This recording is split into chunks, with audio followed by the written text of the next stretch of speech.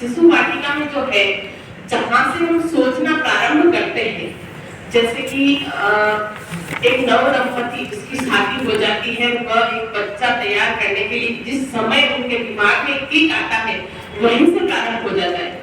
हम सब चाहते हैं कि हमारा जो बच्चा है वो सबसे श्रेष्ठ हो, लेकिन उसको श्रेष्ठ बनाने के लिए सबसे पहले हम सबको श्रेष्ठ बनना होता है। जैसे हम चाहते हैं हमारे जो बच्चा हो घर में वो राम की तरह हो, रावण की तरह नहीं हो, लेकिन हम चाहते हैं ऐसा बच्चा कभी नहीं हो सकता। बच्चा चाहता है वैसे माता पिता के घर में जाता है।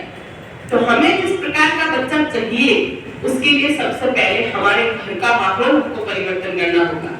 हमारे घर में वैसे ही पूजा पाठ हो, क्लेश नहीं हो, हर छोटी बात पे झगड़ा नहीं हो, हम वैसी चीजों का प्रयोग करें कि एक कहते हैं अपनी संस्कृति के अनुसार हम कैसे करें। हम तो रात को 12 बजे सोते हैं और सुबह 10-11 बजे उठते हैं। हम चाहते हैं हमारे घर में जो बच्चा है वो सुबह 5 बजे उठकर भगवान की आराधना करे। संभव है क्या?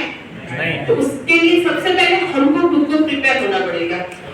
उसके बाद में है जैसे ही बच्चा, जैसे अपन अभी कई तरह के पाश्चात्य संस्कृति का हम खर्चे करते हैं, जैसे बेबी शॉवर। अब बेबी शॉवर के लिए लोग लाखों रुपए खर्च करते हैं और उसी समय अपना ही कहते हैं संस्कृति का अपने ही परंपरा के अनुसार जो गर्भधारण संस्कार होता था, जिसको अपन गोद भराई बोलते थे, अपने ही परिवार के लोग आते थे, उनसे अपने संस्कारों के बारे में बताते थे, वो पूजा पाठ करते थे, लेकिन बहुत सारे तो भूल गए। लेकिन फोटो शूट के चक्कर में जो होना चाहिए था वो एकदम अलग हो गया और खर्च उससे भी ज्यादा हो रहा है। हम कहते हैं कि अपनी संस्कृति की बात आती है तो अपन कहते हैं इतना खर्च क्यों करना, और जब अपन पाश्चात्य संस्कृति में जाते हैं उसको डबल तरीके से खर्च कर रहे हैं, कई गुना अधिक खर्च कर रहे हैं।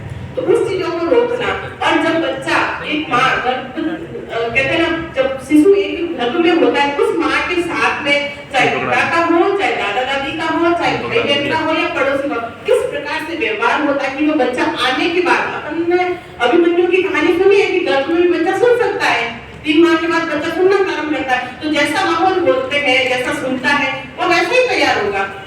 आप सभी अच्छी चीज सिखाने के लिए कई बार प्रयास कर चुके होंगे, लेकिन एक गाली कहीं से हल्की सी सुन लेता है, लेकिन वो दूसरे दिन वो उस गाली को बोलता ही बोलता है। और अपन कहते हैं कहाँ से सीख के आया, उसने बाद में नहीं सीखी, उसके अंदर थी वो सारी चीजें। कब थी? जब वो उसकी माँ के पेट में था या पेट में आने से पहले। कहते हैं ना कि जब बाद माता पिता के अंदर जो विचार शुरू हो जाता है, उसी समय वो बच्चा बनना शुरू हो जाता है।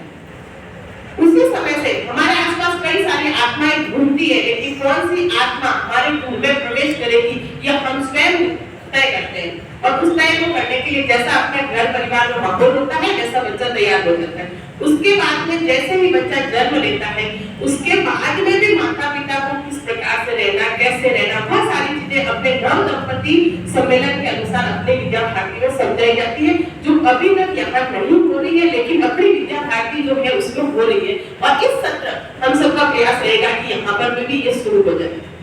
उसके बाद में जैसे ही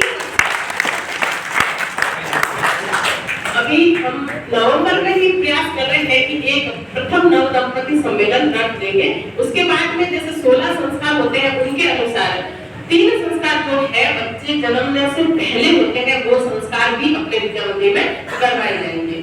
तो उसके बाद में जैसे ही बच्चा 3 वर्ष का होता है, तो जब विद्यालय में प्रवेश करता है तो उसका विद्या आरंभ संस्कार भी अपने विद्यालय में होता है।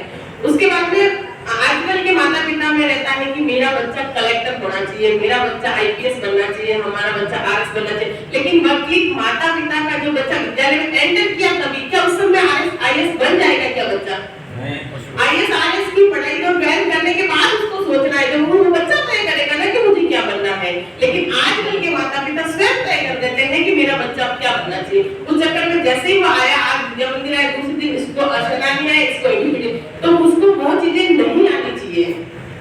वो तो वो बाद में भी सीख लेगा, लेकिन जो पहचान करना है, श्लोक है, मंत्र है, संस्कृत के श्लोक कितने क्लिष्ट होते हैं अपने हिसाब से, लेकिन वह सब भाषाओं की जननी है, तो वो क्लिष्ट होगी तो दूसरी भाषा तो और ज्यादा क्लिष्ट होगी ना। लेकिन हम दूसरी चीजें तो सीख रहे हैं, उनको नहीं सिखा पा रहे, तो उनको मंत्र बोलना है, खेल खेल में कैसे सिखाना है, गिनना सिखाना है। तो कुछ अपन कहते हैं सहायक सामग्री होनी चाहिए, तो कुछ पेन के ब्लॉक्स है बच्चों को अच्छे लगते हैं, कुछ कलर्स के ब्लॉक्स अच्छे लगते हैं, तो वही उनको दे दी, उन्होंने उठा के आपने कितने लाए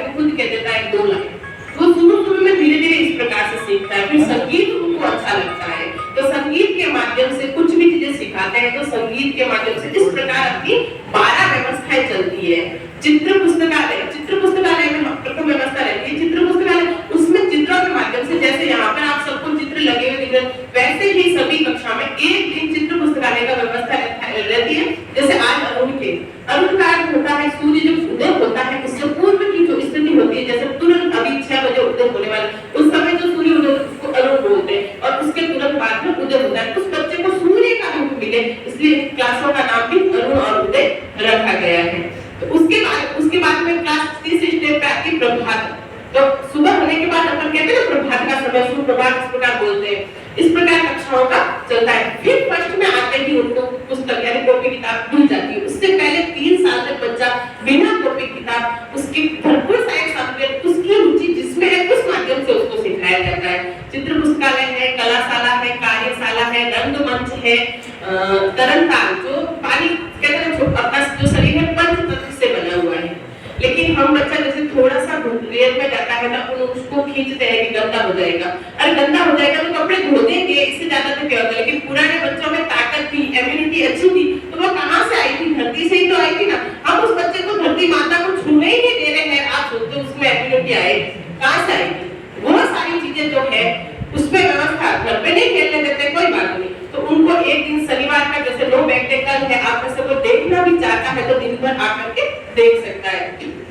तो पहले पानी में खेलेगा, उसके बाद गीली मिट्टी कर दी जाती है, पास में उससे लड्डू बनाएगा, घर बनाएगा, खेलेगा। उस दिन उसको बिना ड्रेस बुला लिया जाता है, एक ड्रेस हाथ में मंगवाई जाती है, जिससे वो खेल करके जैसे ही गंदा हो जाता है उसकी ड्रेस दीदी खुद स्वयं चेंज कर देते ताकि उसको भी भिगा भी नहीं रहे, लेकिन पानी को छुए, रेत को छुए, इससे उसको दूरी नहीं बना ले, उसको नजदीक लेगा। फिर उसके बाद में बगीचा है, तो पेड़ पौधों के पास में बच्चा जाता है, उनसे मतलब एक पेड़ पौधे सजीव जगत है। अपन 5वीं 6ठी या 9th 10th में आते हैं तब अपने को सिखाया जाता है, वो अरुणोदय में ही सिखाई जाती है कि पेड़ पौधों में भी तो वो भैया कहकर के बुलाता है, जानवरों से प्रेम रखना, गाय हमारी माता है तो भालू दाता है, इस प्रकार से हर जानवर का नाम के पीछे कोई कोई रिश्ता जोड़ दिया जाता है। फिर है तो एकल परिवार अधिक होना, उसका कारण भी अपन सोचते हैं कि आजकल के बच्चों में परिवर्तन नहीं, माता पिता में परिवर्तन आ गया। जैसे आपके पास कोई चीज है, शेयर करनी है, अपनी चीज है, नहीं बेटा उसको नहीं देना, अब फिर वो बड़ा होने के बाद नहीं देता है तो फिर पता नहीं ये कहाँ से सीख गया, ये सीखा तो माता पिता से ही था ना, कि वो चाचा का लड़का उसको मत देना, ये मैंने तेरे लिए लाई है।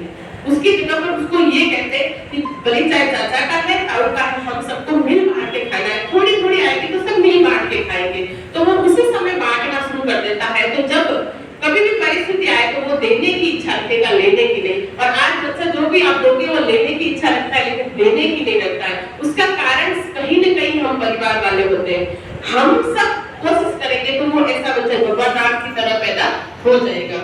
इस प्रकार अपनी वापस विज्ञान की जो व्यवस्था है, आप सबकी सोच में हम सब बड़े थे तब हमको कई बड़े होते थे, कई कक्षाओं में हो सकता है 12वीं तक की पढ़ाई भी कर देना, तब भी कभी प्रयोग में भाग लेने का मौका नहीं मिला होगा। लेकिन अपने अरुण कक्षा जहाँ 3 वर्ष का बच्चा एंट्री करता है, उनको भी प्रयोग करवाया जाता है। सप्ताह में एक दिन उनको किसी न किसी चीज का प्रयोग करना होता है।